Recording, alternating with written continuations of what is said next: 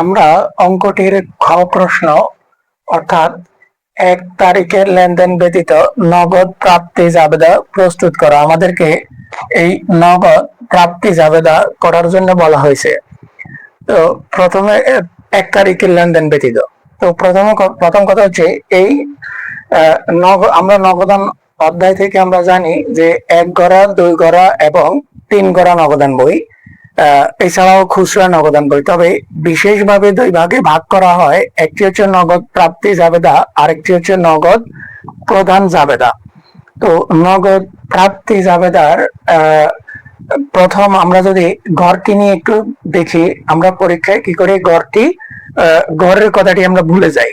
তো আমরা একটু ক্লু রাখার চেষ্টা করব যেহেতু যাতে আমরা পরীক্ষার হলে দ্রুত গড়টা করে নিতে পারি। সেক্ষেত্রে খেয়াল করো, প্রথমত তারিখ।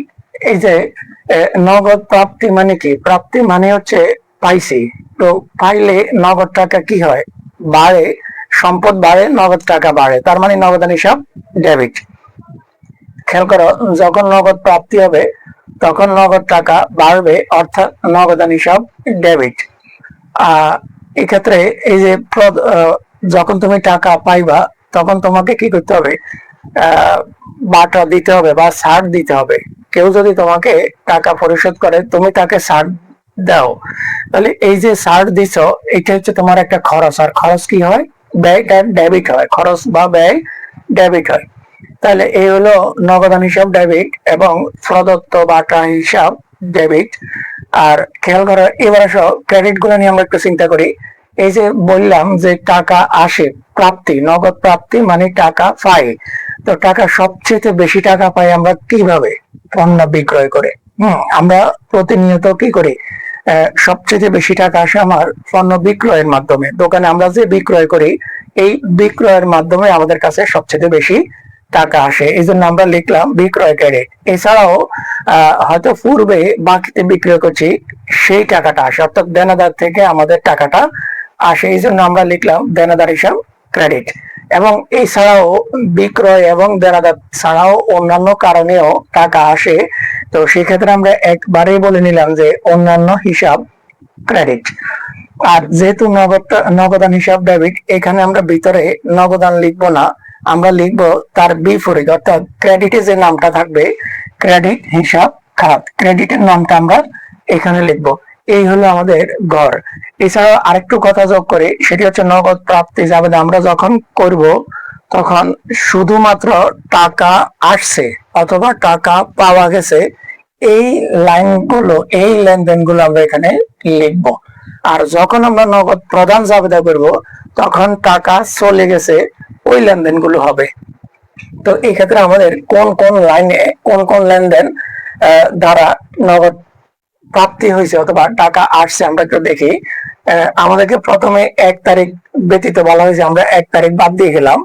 5 তারিখে মণিহারি ক্রয়, তুমি যদি মণিহারি ক্রয় করো তোমার টাকা চলে যায়, এটি হচ্ছে নগদ প্রদান, এটি নগদ প্রাপ্তি না। এরপরে আসো পণ্য বিক্রয়। হ্যাঁ, এই যে পণ্য বিক্রয় করছো কত? 80,000 টাকা, যার 50% নগদে। খেয়াল করো, তুমি 80,000 এই যে পণ্য বিক্রয় করছো, পণ্য বিক্রয় করলে কি হয়? তোমার কাছে টাকা আসে, তাহলে এটি নগদ প্রাপ্তি জাবেদায় হবে। তাহলে এটি হচ্ছে তোমার 10 তারিখ। হ্যাঁ, কি হিসাব হবে? বিক্রয় হিসাব। এখন খেয়াল করো, এই যে বিক্রয় হিসাব কত টাকা? 80,000 টাকা। না, এখানে 80,000 টাকা আসে নাই, বলা হয়েছে 50% নগদে। তাহলে তার মানে কি? অর্ধেক, 50%। অর্ধেক হচ্ছে কি? নগদে। তার মানে 40,000 টাকা একবার নগদের ঘরে তোমাকে লিখতেই হবে। খেয়াল করো, এই নগদ প্রাপ্তি বলো অথবা নগদ প্রদান বলো, তোমাকে একবার নগদের ঘরে লিখতেই হবে, বাধ্যতামূলক, কারণ যেহেতু এটি নগদ প্রাপ্তি। আর আরেকবার ক্রেডিটের যেই ঘরের সাথে মিলে, যদি বিক্রয় হয় বিক্রয় করে, দেনাদার হলে দেনাদার, এই দুইটার বাইরে হইলে অন্যান্য করে। যেমন খেয়াল করো, এখানে কি হিসাব হচ্ছে? বিক্রয় হিসাব। আমরা লিখবো বিক্রয় করে। প্রত্যেকটা লেনদেন কমপক্ষে 2 বার লিখতে হবে, 2টা টাকার ঘর লিখতে হবে, কমপক্ষে 3 বার হইতে পারে বাটা থাকলে। বা এবার আসো 10 তারিখ গেল, এবার আসো 12 তারিখ, ব্যাংক হতে অফিসের জন্য এত টাকা এবং ব্যক্তিগত প্রয়োজনে উত্তোলন করা হলো। এখানে ব্যাংক হতে যখন কি করা হয়, এটি একটি আভ্যন্তরীণ লেনদেন, যেহেতু অফিসের প্রয়োজনে ব্যাংকের টাকা দোকানে আসছে, এখানে কোনো দ্বিতীয় কোনো পক্ষ বা তৃতীয় কোনো পক্ষ নেই। আমরা চলে যাই 18 তারিখ, ব্যবসায়ের প্রয়োজনে মালিক কর্তৃক নগদ টাকা আনয়ন। তো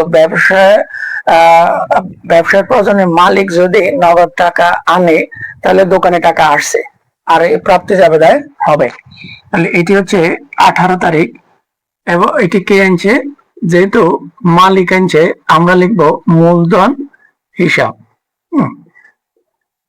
কত টাকা আনা হয়েছে? 40,000 টাকা।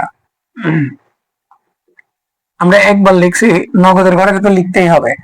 আর মূলধন নামে কোনো এখানে গড় নাই, তাইলে আমরা এটা অন্যান্যের ঘরে লিখবো। বিক্রয় এবং দেনাদারের বাইরে যদি কোনো নাম হয় তাহলে সেটি অন্যান্য। এরপরে 18 তারিখের পরে দেখো ব্যাংকে জমা দেওয়া হলো, এটি টাকা আসে নাই। এবার আসো 22 তারিখ, চেকের মাধ্যমে বিজ্ঞাপন খরচ করা হলে টাকা চলে যায়, এটাও হবে না। আমার প্রয়োজন শুধুমাত্র নগদ প্রাপ্তি, যেগুলো নগদ টাকা পাইছি শুধুমাত্র ওই লেনদেন গুলো। এরপর আসো 27 তারিখ, জনাব নিলয় হতে 20,000 টাকা পাওনা 5% বাটায় আদায় করা হলো। এখন দেখা যায় টাকা পাওয়া গেল। তাহলে এখানে 27 তারিখ কার কাছ থেকে আমরা পাইছি? নিলয় থেকে, জনাব নিলয়। তাহলে আমরা নিলয় হচ্ছে আমাদের দেনাদার বা প্রাপ্য হিসাব। তাহলে আমরা লিখলাম দেনাদার হিসাব। কত টাকা পাইছে খেয়াল করো, নিলয় থেকে আমরা পাইতাম কত? 20,000 টাকা। আমরা দেনাদারের ঘরে 20,000 টাকা লিখলাম, কিন্তু খেয়াল করো এই যে 20,000 টাকার 5% কি? বাটা।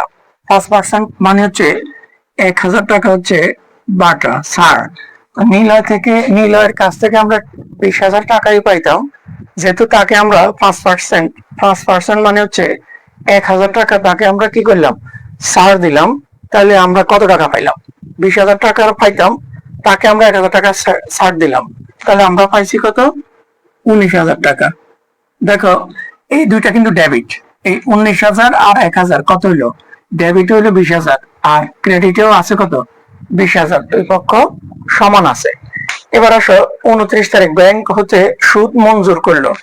তাহলে দেখো 29 তারিখ ব্যাংক সুদ হিসাব, ব্যাংক সুদ হিসাব।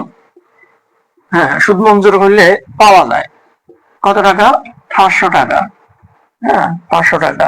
একবার নগদের করে, যেহেতু ব্যাংক সুদ নামে কোনো গণ নাই, আমরা কি অন্যান্যের ঘরে লিখলাম। এবার যদি আমরা যোগ করি 99,500, শুধু গড়গুলো যোগ করে দাও আর কিছু না। 1,000, এখানে 40,000, এখানে 20,000, আর এখানে হচ্ছে 40,500। এই হলো আমাদের নগদ প্রাপ্তি জাবেদা প্রশ্নের উত্তর।